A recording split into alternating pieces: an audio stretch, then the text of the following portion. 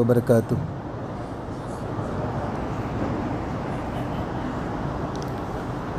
الحمدللہ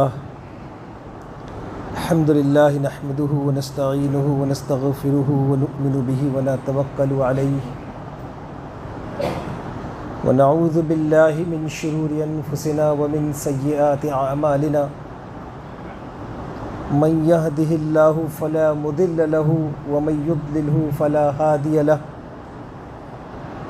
ونشهد أن لا إله إلا الله وحده لا شريك له ونشهد أن محمدًا عبده ورسوله أرسله بالحق بشيرا ونذيرا بين يدي الساعة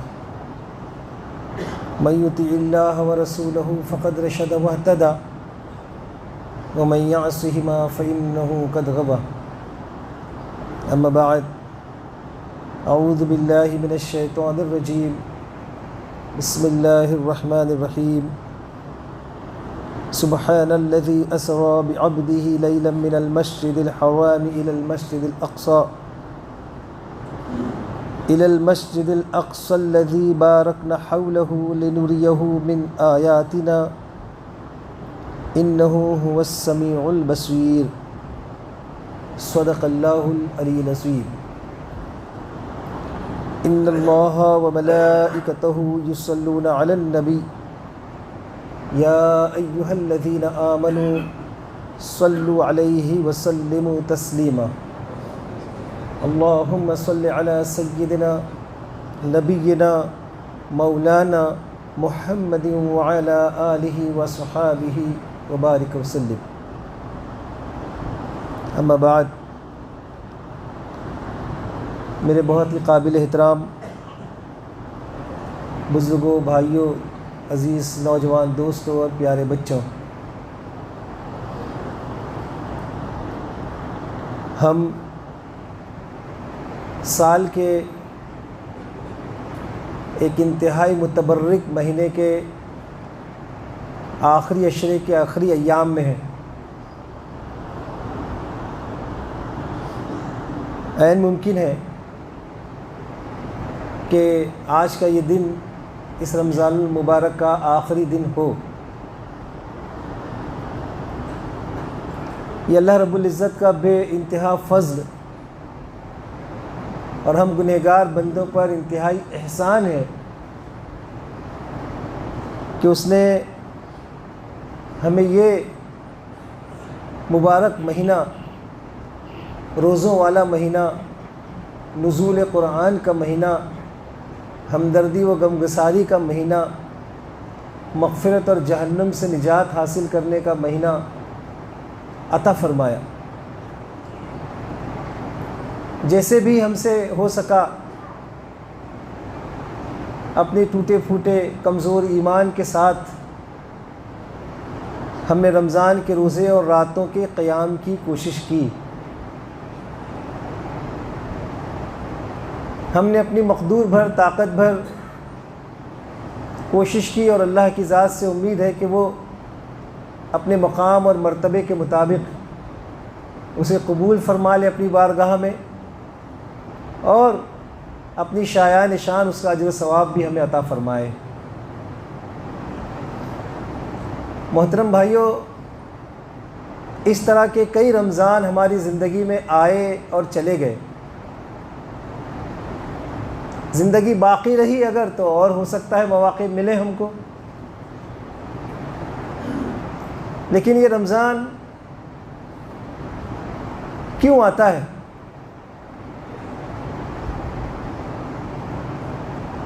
آخر اللہ رب العزت اپنے بندوں سے یہ مشقت کیوں کرواتے ہیں؟ دن بھر بھوکے پیاسے رہنا اور پھر راتوں کو قیام کے لیے کھڑے ہو جانا، تراویح کی 20 رکعات، اور پھر اللہ جن کو توفیق اور موقع دیتے ہیں تو وہ اور مزید راتوں کو جاگتے ہیں اور قیام کرتے ہیں اور عبادت کرتے ہیں۔ ایک ایسے وقت اٹھ کر کھانا کہ عام حالات میں کوئی شاہی دعوت بھی اگر اس وقت ہم کو دے تو جانے کے لیے دل گوارا نہ کرے کہ چھوڑو کون جائے گا اتنی صبح اٹھ کے۔ لیکن یہ اللہ تعالیٰ سے تعلق اور اللہ کی محبت کہ اس کی اطاعت میں بندے ایسے عجیب و غریب وقت اٹھ کے سحری کا اہتمام کرتے ہیں اپنے نبی پاک علیہ الصلاۃ والسلام کی سنت میں، اور پھر شام تک ایسی حالت میں کہ شدید پیاس لگی ہو۔ میں نے ایک مرتبہ ابھی ایک ہفتہ پہلے بچوں سے پوچھا کہ بہت پیاس لگتی ہوگی نا، دن بھر تم لوگ اتنا کھیلتے بھی ہو، اور بچے پسینے میں شرابور بھی تھے، کھیل کے آئے ہوئے تھے میدان سے۔ مولا عصر کی نماز میں وضو میں کبھی منہ میں حلق سے پانی ڈال دیے تو کون دیکھتا ہے؟ ایک زبان ہو کے بچوں نے کہا، اور آنکھیں بھر آئی اس بات پر کہ ارے نہیں سر، اللہ تعالیٰ تو دیکھتے ہیں نا۔ یہ کتنا خوبصورت احساس ہے کہ جو چھوٹے چھوٹے بچوں کے اندر یہ بات پیدا ہو جاتی ہے کہ وضو کا وہ پانی جو منہ میں گیا ہے اگر حلق میں اتر جائے تو کون دیکھتا ہے؟ لیکن بچوں کے اندر بھی احساس ہے کہ اللہ تعالیٰ تو دیکھتے ہیں نا۔ یہی وہ بات ہے دوستو، یہی وہ باریک نکتہ ہے کہ جس کی وجہ سے اللہ تعالیٰ ارشاد فرماتے ہیں کہ روزہ میرے لیے ہے اور اس کی جزا میں ہوں۔ سحری کھاتے ہوئے تو سب نے دیکھا، افطار بھی سب کے ساتھ ہوئی، لیکن بیچ میں روزہ رہا یا نہ رہا وہ کون جانتا ہے؟ وہ تو صرف اللہ جانتے ہیں۔ اللہ تعالیٰ سے بس ہم یہی دعا کرتے ہیں کہ اللہ یہ جیسے بھی روزے ہم اس کی بارگاہ میں لے کر آئے ہیں، جیسی بھی عبادات، محض اپنے فضل سے، اور اللہ بہت فضل والے ہیں، اللہ بہت اپنے بندوں کے حق میں رحیم اور شفیق اور فیاض ہے۔ ہم اپنے بچوں کی چھوٹی موٹی غلطیوں کو معاف کرتے ہیں، اللہ تعالیٰ کیوں نہ ہمیں معاف کرے گا؟ ہم اس سے دعا کرتے ہیں کہ اللہ تعالیٰ یہ جیسے بھی روزے اور عبادات ہم لائیں اللہ اسے قبول فرما لے۔ تو اگر چاند ہوا تو رات یوم الجائزہ ہے، اور یہی ہے لیلۃ الجائزہ ہے، اور وہ یہی ہے کہ اب جائزہ لے کہ پورا مہینہ ہم نے کیسے گزارا اور آئندہ کے لیے ہمارے کیا عزائم ہیں، آئندہ کے لیے ہم نے اپنی زندگی میں کیا تبدیلی کا ارادہ کیا ہے۔ تو بھائیوں، رمضان تو اس لیے آتا ہے کہ ہمارے اندر تقوی کی صفت پیدا ہو، رمضان تو اس لیے آتا ہے کہ ہمارے اندر اللہ کی محبت پیدا ہو، رمضان تو اس لیے آتا ہے کہ ہمارے اندر اللہ کا خوف پیدا ہو، رمضان اس لیے آتا ہے کہ ہمارے اندر اللہ کے بندوں سے تعلق پیدا ہو، ان کی ہمدردی، ان کی غمگساری کا احساس اور جذبہ ہمارے اندر پروان چڑھے۔ رمضان اس لیے آتا ہے کہ امن و سلامتی اور شانتی بنی رہے اور قائم رہے۔ رمضان اس لیے آتا ہے کہ ہمارا آپسی اتحاد اور بھائی چارہ مزید تقویت پائے، یہ امت واحدہ کی حیثیت سے اور زیادہ مضبوط ہو جائے۔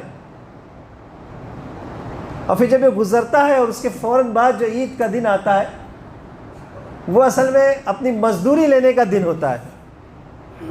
یہ جو مہینے بھر کی محنت اور مشقت کی، اس محنت و مشقت پر اللہ سے اپنی عیدی وصول کرنے کا دن ہوتا ہے۔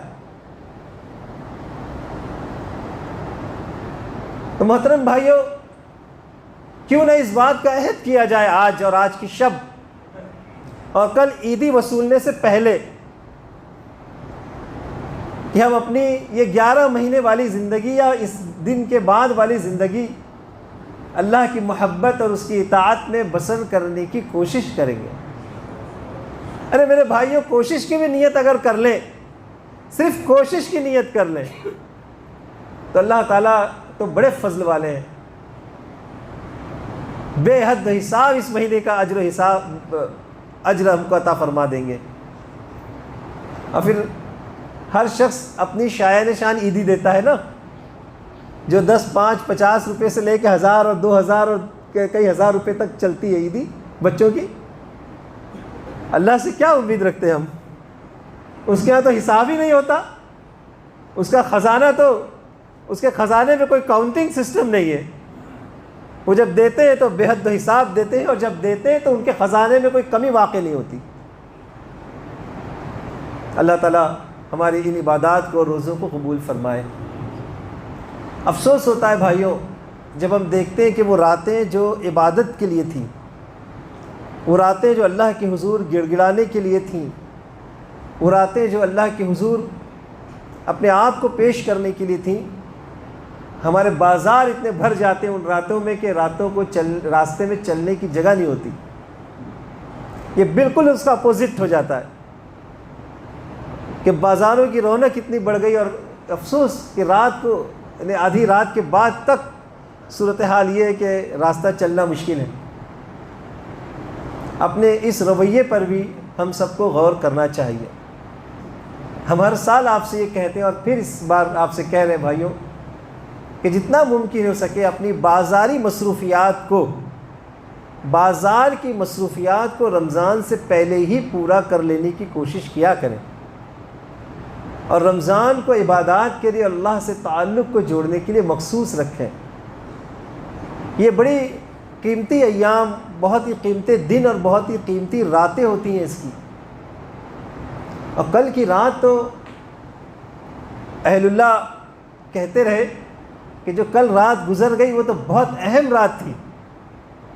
ایک تو 29ویں شب تھی اور شب جمعہ بھی تھی۔ اللہ تعالیٰ اس محرومی پر ہمیں معاف فرمائے۔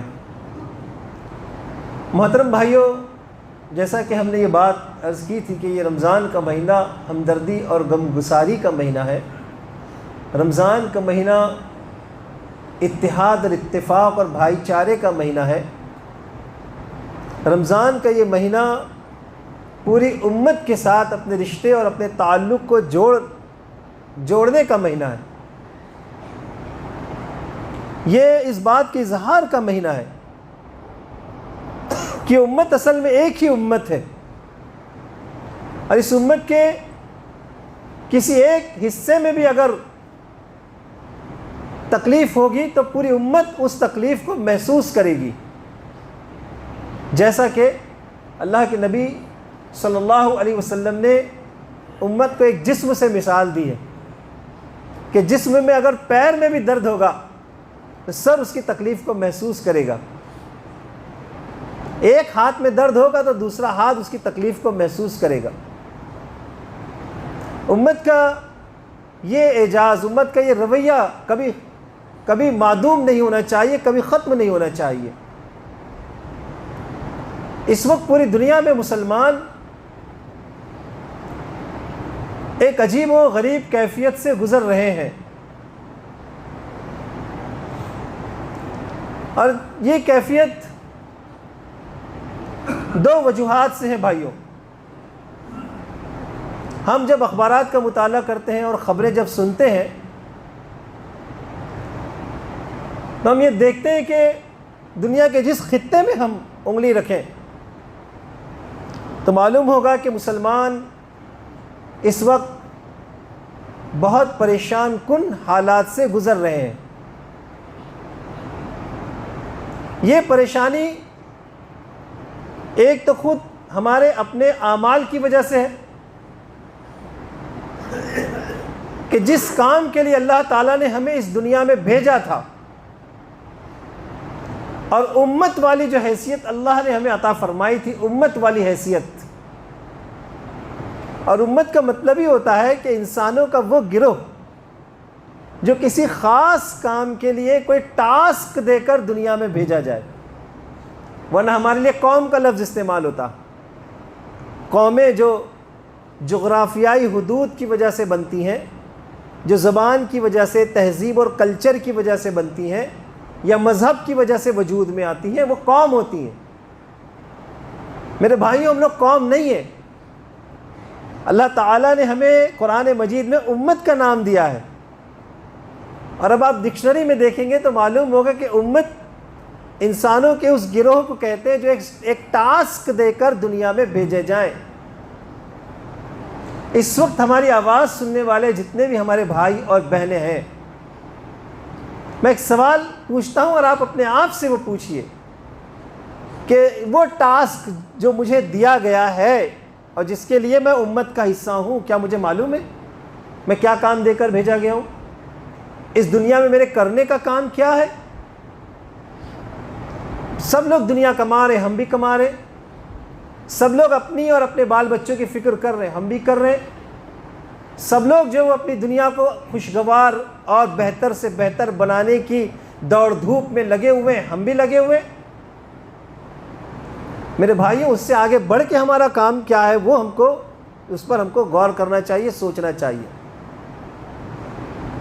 صحابہ کرام کیوں اپنا وطن چھوڑ کر دوسرے وطنوں میں چلے گئے؟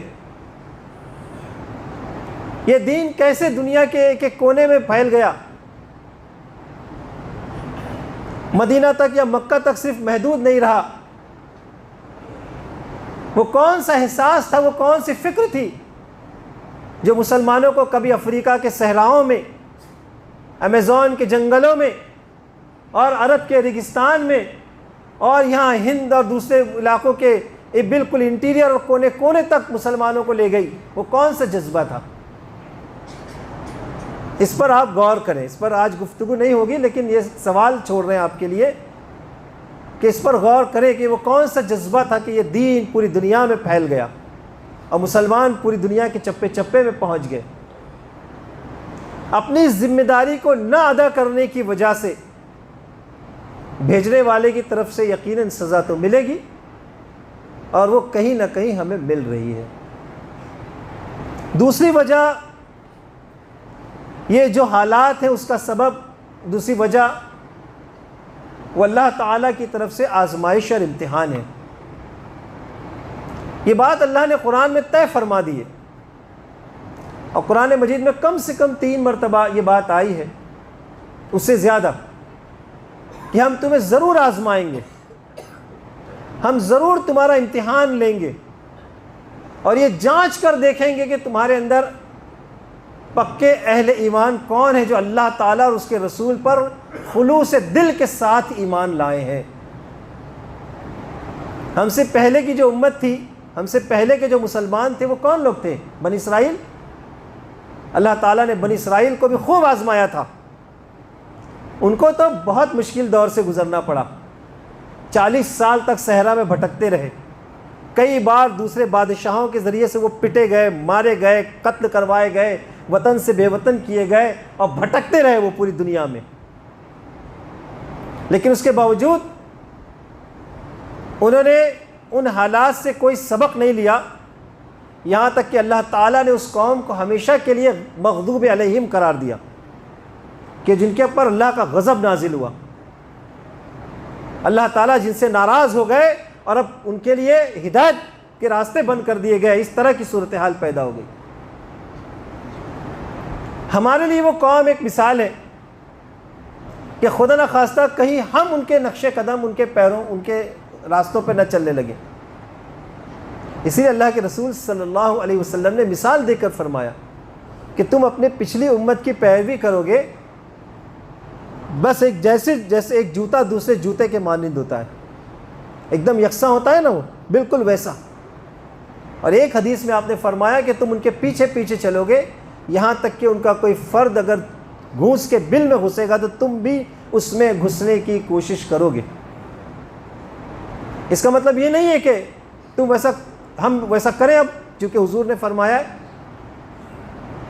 یہ حضور اکرم صلی اللہ علیہ وسلم کا ایک انداز بیان ہے، اور اس کا مطلب یہ ہوتا ہے کہ تم اس سے بچنے کی کوشش کرنا، ان حالات سے تم بچنے کی کوشش کرنا۔ تو محترم بھائیوں، یہ آزمائش اور امتحان کی گھڑی ہے کہ کوئی اگر اس لیے ستایا جا رہا ہے کہ اس کے نام کے آگے احمد اور محمد ہے، فاطمہ اور عائشہ ہے، کوئی اس لیے ستایا جا رہا ہے کہ وہ اللہ تعالیٰ پر ایمان رکھتا ہے، وہ مسلمان ہے، اور اس زمین پر اس کا رہنا اور جینا اور اس کا ناطقہ بند کیا جا رہا ہے، اس کا قافیہ تنگ کیا جا رہا ہے، کوئی اس وجہ سے لوگ اس کے خلاف سازشیں کر رہے ہیں کہ اسے دنیا سے مٹا دیا جائے، کیونکہ وہ کہتا ہے کہ ربنا اللہ، اللہ ہمارا رب ہے۔ ایسے مشکل ترین دور میں کہ جب اسلامی شناخت کے ساتھ جینا اور چلنا مشکل ہو جائے، ایسے مشکل ترین دور میں جب اپنی اسلامی پہچان کے ساتھ معاشرے میں کھڑا رہنا مشکل ہو جائے، اور پھر وہ صورتحال آ جائے کہ جس کی مثال اللہ کے رسول صلی اللہ علیہ وسلم نے دی کہ ایک وقت ایسا آئے گا کہ اسلام پر، دین پر، ایمان پر قائم رہنا ایسا ہو جائے گا جیسے اپنے ہاتھ میں چنگاری لینا، آگ لینا۔ حالات بہت مشکل رخ کی طرف جا رہے ہیں، لیکن یہ بات میں آپ کو مایوس ہونے کے لیے نہیں کہہ رہا، بلکہ اس لیے کہہ رہا ہوں کہ جب بھی اس طرح کے حالات آتے ہیں وہ حالات اس امت کے حق میں بہت شاندار ہوتے ہیں، وہ حالات اس امت کے حق میں بہت بہترین ہوتے ہیں، کیونکہ ایسے وقت میں پھر یہ امت چھانٹی جاتی ہے، ایسے وقت میں یہ امت آزمائی جاتی ہے، اور پھر یہاں کا کوڑا کرکٹ اور نفاق پھر دھل کے صاف ہو کے باہر نکلتا ہے، اور امت پھر ایسے حالات میں بہت پیور ہوتی ہے، اور پھر اللہ تعالیٰ اس پیور لوگوں سے، ان خالص ایمان والوں سے اپنا کام اس زمین پر لیتے ہیں۔ تو جب یہ حالات دیکھتے ہیں تو اہل اللہ اور اہل ایمان بہت خوش ہوتے ہیں کہ اب اس امت سے کام لینے کا وقت آ گیا ہے، کیونکہ اب اس امت کی ٹریننگ شروع ہو گئی ہے۔ ایک تو ٹریننگ یہی ہوتی ہے جو ہم رمضان میں کرتے ہیں، اور ایک تربیت وہ ہوتی ہے جو اللہ تعالیٰ ایسے حالات کے ذریعے سے لاتے ہیں، تو یہ اس کی تربیت شروع ہو گئی ہے۔ ایک بات ہمیشہ یاد رکھیں بھائیوں، دنیا کی کوئی طاقت اللہ تعالیٰ کا نام لینے والوں کو اس زمین سے ختم نہیں کر سکتی۔ کسی حکومت میں، کسی منصوبے میں، کسی سازشی ٹولے میں ایسی کوئی صلاحیت اور کوئی طاقت نہیں ہے کہ جو اللہ تعالیٰ کے منصوبے کو شکست دے سکے، جو اللہ تعالیٰ کی پلاننگ کو ختم کر سکے۔ اور اس کی سب سے بڑی مثال میں نے آپ سے کہا نا کہ اللہ رب العزت نے بنی اسرائیل کو ہماری عبرت کے لیے باقی رکھا ہے، اللہ رب العزت نے یہودیوں کو ہمارے سبق حاصل کرنے کے لیے اس دنیا میں چلتا پھرتا ابھی چھوڑ رکھا ہے۔ یہ بنی اسرائیل اور یہ یہود ہمارے لیے سامان عبرت ہیں۔ آج لوگ یہ کہتے ہیں، اور اخبار میں کبھی کبھی ہم پڑھتے ہیں تو بڑی حیرت ہوتی ہے، لوگ لکھتے ہیں کہ وہ بہت طاقتور ہیں، وہ لوگ لکھتے ہیں کہ ان کے پاس جدید ترین ڈرون، جدید ترین ہتھیار اور جدید ترین میزائلز ہیں۔ دنیا کی وہ ایسی قوم ہے کہ جو ہر 7 سال میں ایک بار، ایوری 5 to 7 years میں وہ اپنے ہتھیاروں کی تجدید کرتے ہیں، مطلب ان کو نیا بناتے ہیں، نئی ٹیکنالوجی لاتے ہیں، وہ اس کے اندر کوئی نہ کوئی نیا پن لانے کی کوشش کرتے ہیں۔ 7 سال میں ان کے سارے ہتھیار وہ سمجھتے ہیں کہ آؤٹ ڈیٹڈ ہو گئے ہیں۔ یہ صرف کس لیے کرتے ہیں؟ وہ صرف اس لیے کرتے ہیں، اور دنیا کی بڑی بڑی طاقتوں کا ساتھ لے رکھا ہے انہوں نے اس لیے، اور پوری دنیا سے یہودیوں کو جمع کر کے فلسطین میں بلا لیا ہے اس لیے کہ وہ اپنے لیے ایک ایسے ہوم لینڈ کو قائم کر سکیں جس کا وعدہ ان کے بقول اللہ تعالیٰ نے ان سے کیا تھا کہ وہ انہیں ایک ایسی سرزمین میں بسائے گا، یا تم بس جاؤ جا کر، جس میں دودھ اور شہد کی نہریں بہتی ہیں۔ اور یہ سمجھتے ہیں کہ وہ، چونکہ ابراہیم علیہ السلام فلسطین سے آئے تھے، اسحاق علیہ السلام فلسطین میں رہتے تھے، یعقوب علیہ السلام اور ان کے 12 بیٹوں کا ایک لمبی مدت فلسطین میں گزری، تو وہ کہتے ہیں کہ چونکہ 4000 سال اور 3000 سال پہلے میرے ابا وہاں رہتے تھے۔ کتنے سال؟ 4000 3500 سال پہلے میرے ابا وہاں رہتے تھے، ہمارے ابا وہاں رہتے تھے، اس لیے وہ زمین ہماری ہے۔ اور پھر اس زمین کو لینے کے لیے جہاں سے وہ نکالے گئے تھے، حضرت یوسف علیہ السلام کے زمانے میں یہود مصر میں گئے، پھر اپنے کرتوت کی بدولت مصر سے نکالے گئے، مصر سے نکل کر وادی سینا، صحرائے سینا میں 40 سال بھٹکے، اور جب بھٹک بھٹک کے پریشان ہو گئے اور ان کے سارے بزدل لوگ مر گئے تو پھر اللہ تعالیٰ نے ان سے کہا، واقعہ ہے پورا، کہ اب تم جاؤ فلاں فلسطین کا علاقہ جو تم کہتے تھے کہ تمہارے آبا و اجداد کی زمین ہے، فتح کر لو۔ تو اس وقت انہوں نے کہا کہ ارے وہاں کے لوگ تو بڑے طاقتور ہیں، ان کے پاس بڑے ہتھیار ہیں، ہم ان کا مقابلہ نہیں کر سکتے۔ اور اس وقت موسیٰ علیہ السلام سے کہا تھا پہلے 40 سال شروع ہونے سے پہلے کہ تم اور تمہارا خدا جا کے لڑو، ہم نہیں جاتے۔ اللہ نے سزا کے طور پر ان کو 40 سال صحرائے سینا میں بھٹکایا۔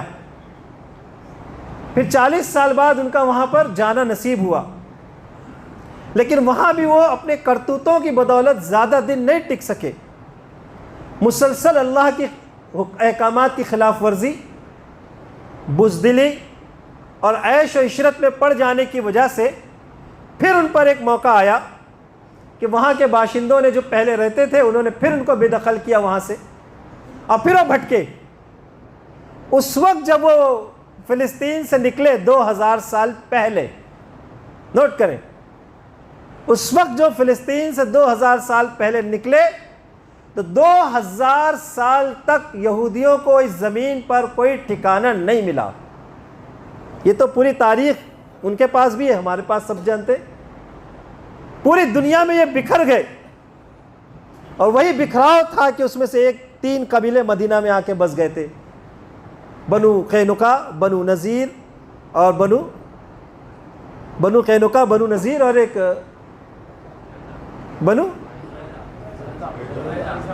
بنو قریظہ۔ یہ 3 قبیلے وہاں پر مدینہ میں آ کے بس گئے، اور پھر یہ یورپ میں اور یہاں وہاں سب پورے بھٹک گئے۔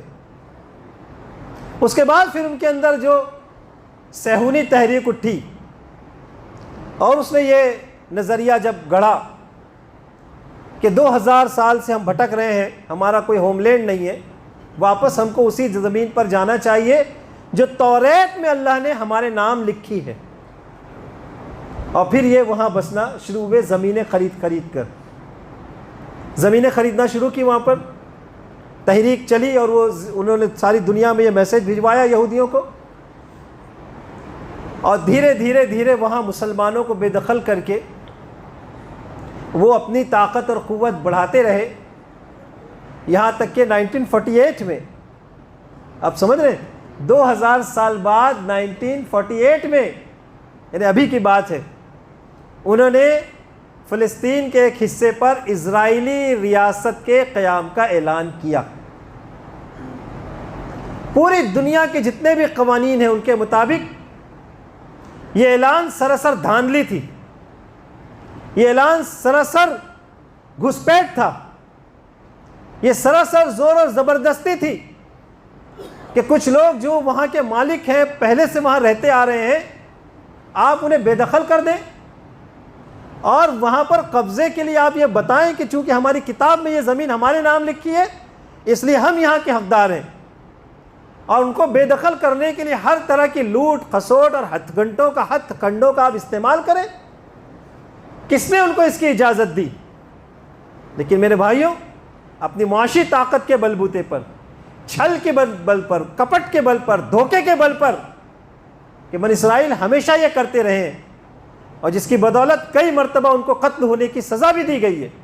خود حضور کے زمانے میں 600 یہودیوں کو آپ نے قتل کرنے کا حکم دیا تھا، کیوں؟ ان کی بدعہدی کی وجہ سے۔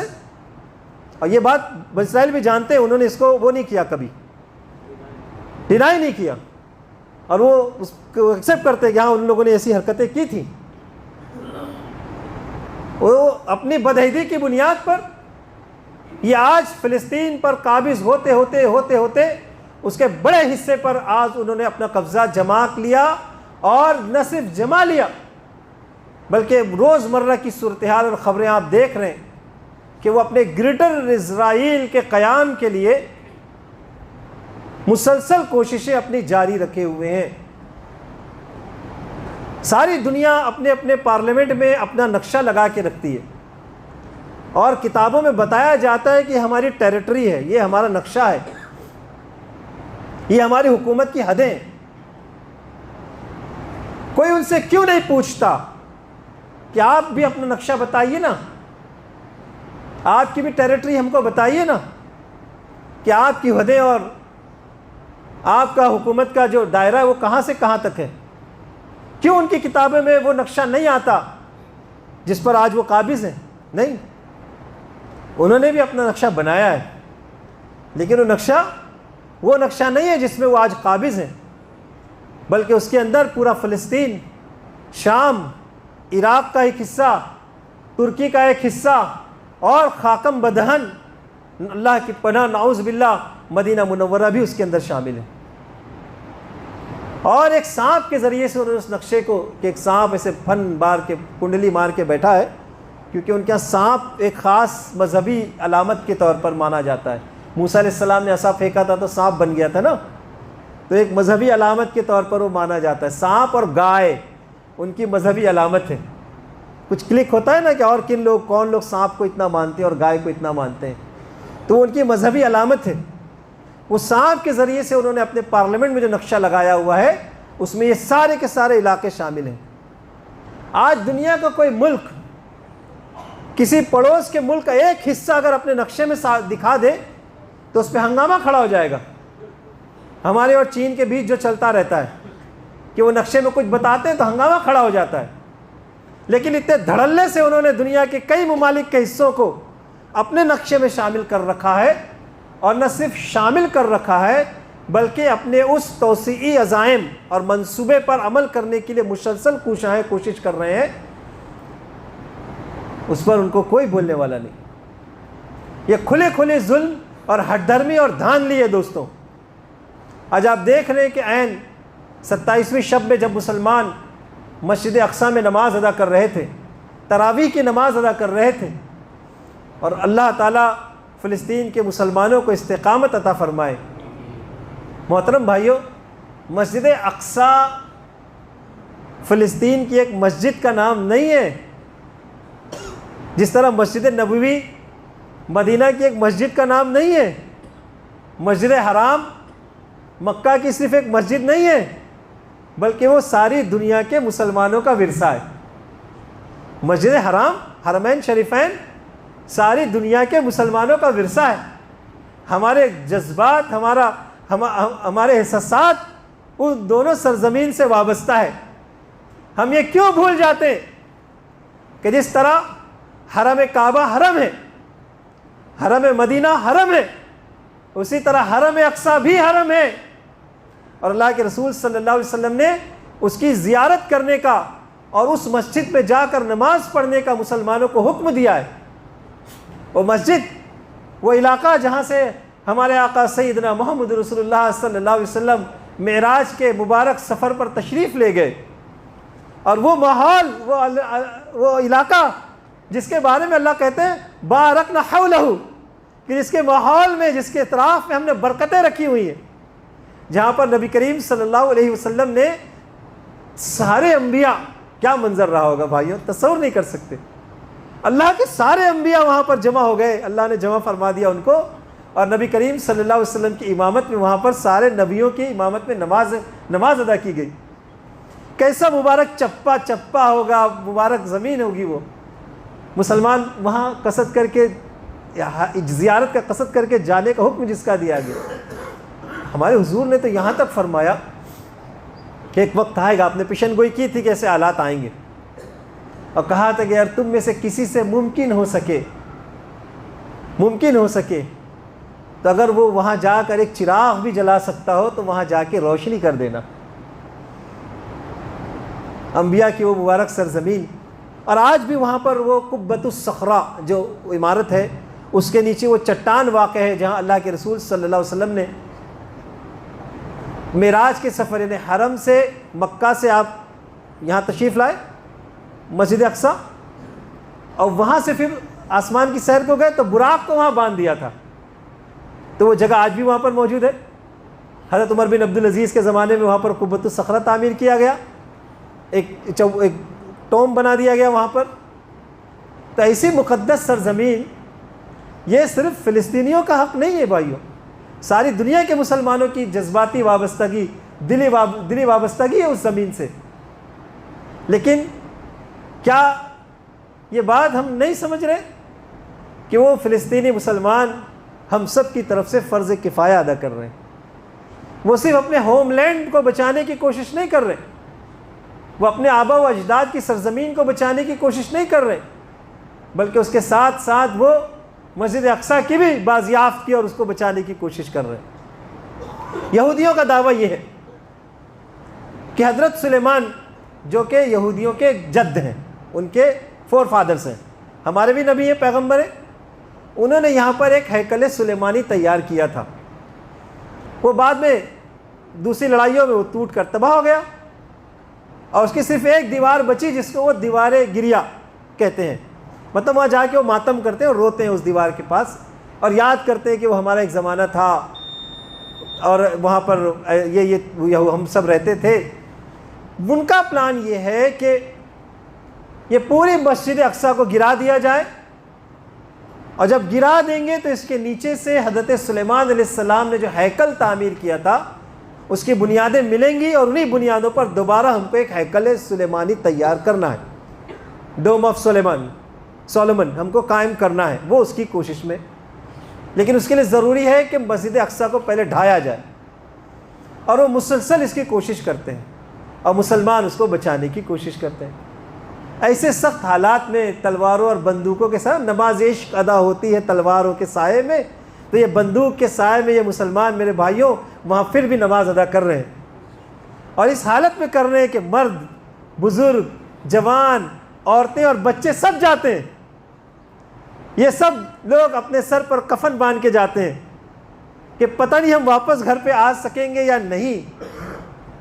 یہ بہادری کا منظر ساری دنیا اپنے آنکھوں سے ہر دن دیکھتی ہے اور ہر رمضان دیکھتی ہے, اور عید کے دن آج بھی لوگوں نے دیکھا, آج بھی عید کے دن لوگوں نے دیکھا کہ مسلمان پیچھے نہیں ہٹے اور وہ اپنے سر پہ کفن باندھ کے وہاں نماز ادا کرنے کے لیے گئے تاکہ حرم آباد رہے, نبیوں کی یہ عبادت گاہ آباد رہے.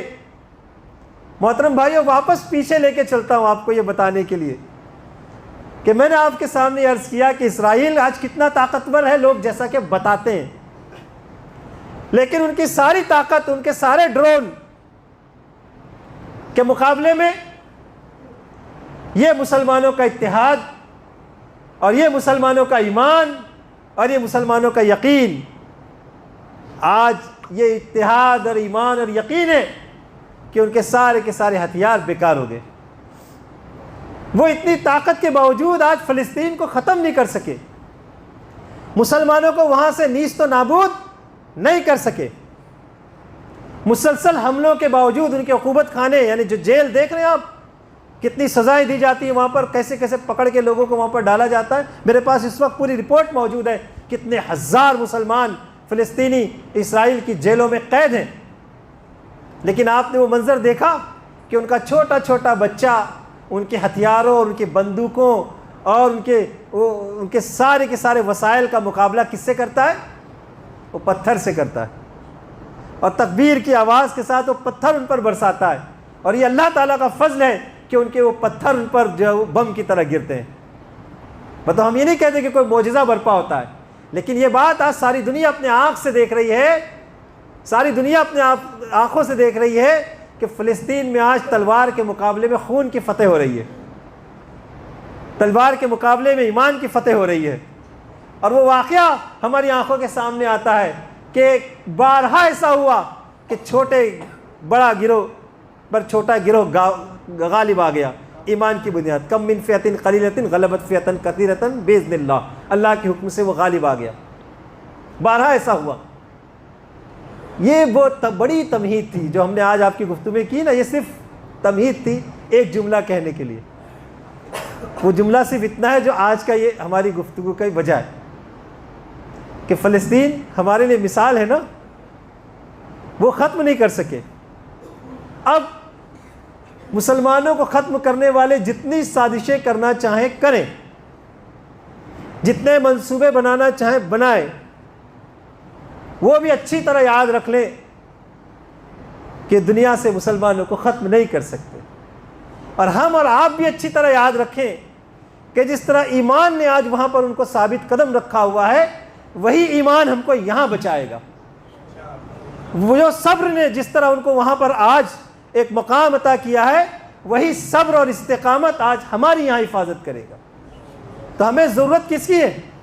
ایمانی اعتبار سے اپنے آپ کو مضبوط بنانے کی، اللہ تعالیٰ سے اپنے رشتے اور اپنے تعلق کو مضبوط بنانے کی. ہم کو ضرورت اس بات کی ہے دوستوں کہ ہم اللہ تعالیٰ کے دین پر، اپنے ایمان پر پوری ثابت قدمی اور استقامت کے ساتھ جمے رہیں. اور حالات جتنے خراب ہوتے، اللہ نہ کرے ایسا ہو، اللہ سب کی حفاظت فرمائے. ہم آزمائش کی دعا نہیں کرتے، ہم اللہ سے استقامت کی دعا کرتے ہیں. جیسے بھی ہوں ہم استقامت کے ساتھ انشاءاللہ اس کا مظاہرہ کریں گے، استقامت کا مظاہرہ کریں گے. اللہ تعالی ہم سب کی حفاظت فرمائے. اللہ ہمارے روزوں کو، ہمارے قیام کو، ہماری عبادتوں کو اور ہمارے خیر اور خیرات کو اللہ قبول فرمائے. اور صرف اس ملک میں ہی نہیں، پوری دنیا میں مسلمان جہاں جہاں بھی اس آزمائش سے گزر رہے ہیں، اللہ تعالیٰ انہیں استقامت عطا فرمائے. مسلمانوں کو اللہ اپنے دین کی حفاظت کے لیے اور اللہ اپنے دین کے قیام کے لیے مسلمانوں کو اٹھنے کی توفیق عطا فرمائے. ہر شر سے اللہ محفوظ رکھے. وہ شر جو ہمیں نظر آ رہا ہے، وہ خفیہ سازشیں جو ہمارے سامنے، اس سے بھی، اور وہ سازشیں جو ہمیں نظر نہیں آ رہی، اللہ تعالیٰ اس سے بھی ہماری حفاظت فرمائے. مسلمانوں کے اندر اتحاد اور اتفاق پیدا فرمائے. رمضان آیا اور رمضان رخصت پذیر ہو گیا، رخصت پا گیا. اللہ تعالیٰ اپنے فضل سے ہمارے روزوں کو قبول فرما لے. ہمارے اندر کوئی طاقت نہیں تھی، کوئی صلاحیت نہیں تھی، ہم اس کے شایان شان رمضان سے استفادہ نہیں کر سکے. اس کے باوجود ہم اللہ سے کہتے ہیں کہ اپنے فضل سے وہ ہمیں اب قبول فرما لے، ہماری عبادات کو قبول فرمائے. ربنا تقبل منا انک انت السمیع العلیم وتب علینا انک انت التواب الرحیم. وآخر دعوانا الحمد للہ رب العالمین.